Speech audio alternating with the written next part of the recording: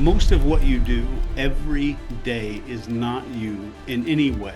It is programming.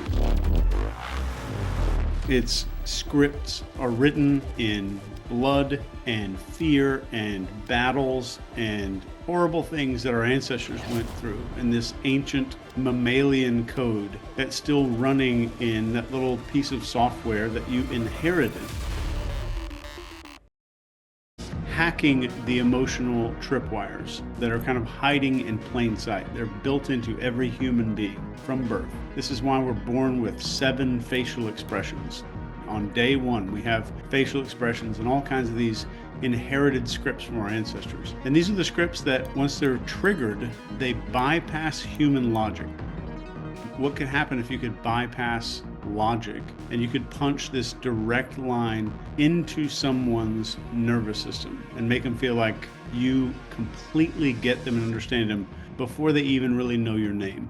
So that is NCI, that's Neurocognitive Intelligence. And if you're using it, great. But if you're not using it, someone's probably using it on you.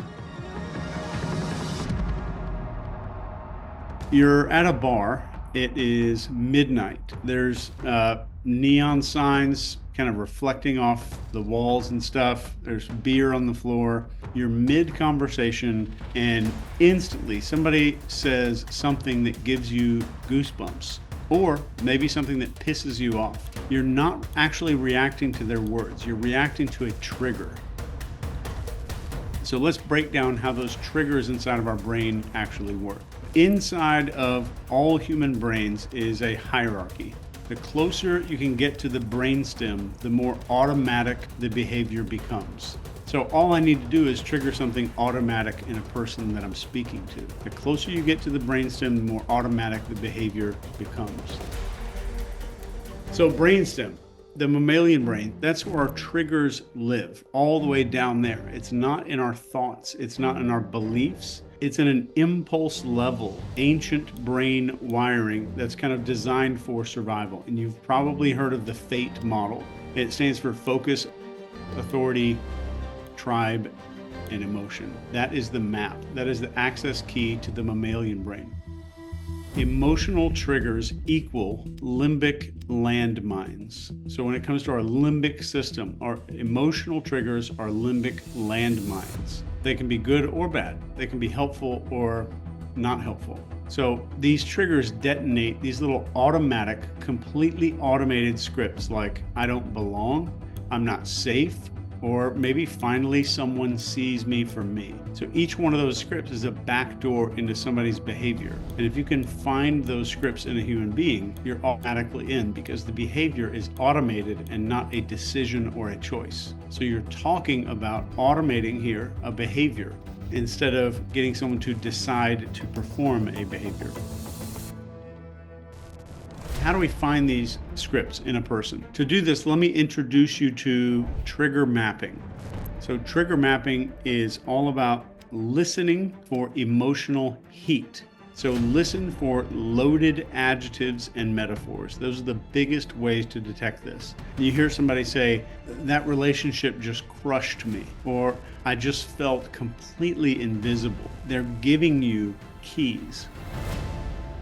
And the second thing is watch for little micro expressions and shifts in their tone. These little flinches that people have, maybe a pause before the story where you know that it's going to be emotional, or the voice lifts a little bit. These are breadcrumbs for these things. And next, you can decode someone's lifetime scripts. So somebody who says something like, I always have to handle everything. They have a script of abandonment or inadequacy. That is a trigger. So here's the formula for what makes up a trigger. A trigger equals 2 things. Number 1, it's a pattern of unresolved emotion, and it's added to a specific context.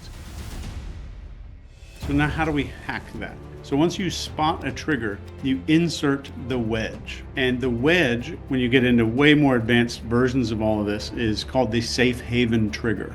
So this is a behavior plus language, and it's a combo that's designed to bypass a person's defenses and build an instantaneous connection with that person.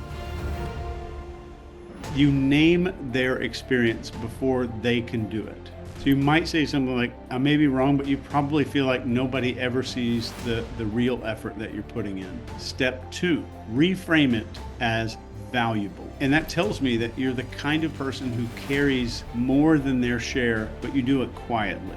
And step 3 is anchor that to you being there. So you being there in the conversation.